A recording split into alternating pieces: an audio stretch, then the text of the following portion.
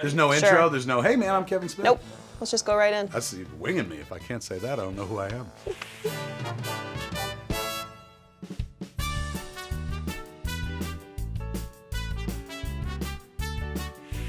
What's the first word that comes to mind when you think about Sundance? The beginning of my life as that Kevin Smith, as opposed to my old life as a Kevin Smith. What's the first thing you did when you found out Clerks got into Sundance? I called up Scott Mosier, my producer, and told him Clerks did not get into Sundance. Do you like snow? That. Are jorts appropriate snow gear? Let me tell you something, jorts are appropriate for all weather. What's the weirdest thing anyone's ever said to you at Sundance? I can't wait to see Fahrenheit 9/11. They thought I was Michael Moore. Who's the most famous person you met at Sundance who recognized you? Robert Redford. And either he thought I was Michael Moore, or he recognized me as Kevin Smith. Who's the most famous person you met your first time at Sundance? Matthew Modine.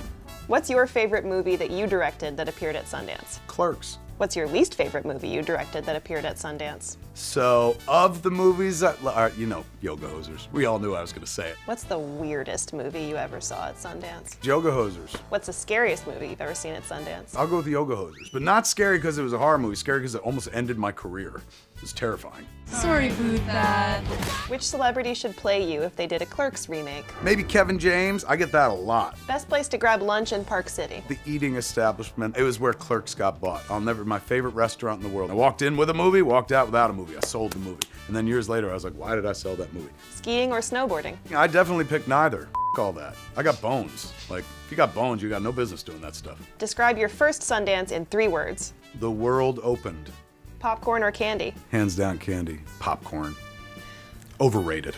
What's one thing you wish someone had told you before you brought a movie to the festival? Change your name. I wouldn't have had to be Kevin Smith. Right before I went to the festival, I should have been like Kevin Lochran or Kevin Action. What color blazer will you be wearing? You're probably looking at the blazer I'm wearing, to be honest with you. I fell in love with this purple one. It's taking the place of the hockey jerseys. What Sundance movie do you quote on a regular basis?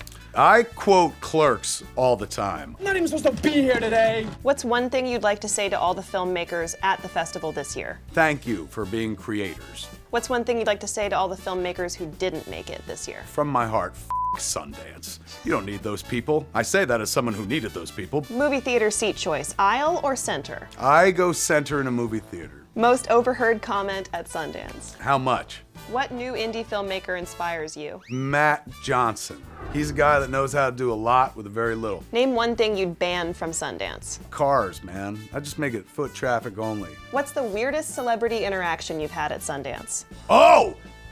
Yes. I'm at the Eccles Theater. That's the big theater, man. It's like over 1,000. It's up at the school at the top of the hill and whatnot. Now, it's a high school, so it ain't one urinal.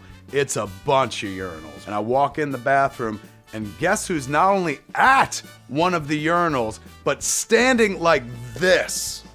Like in an inhuman position where he's trying to launch way the hell out, man. Like, I was like, this is somebody who was taught wrong. Nobody ever took this kid under their wing and said, you ain't got to do this, just do this and stuff at the urinal. And that person... Okay, Kevin, thank you.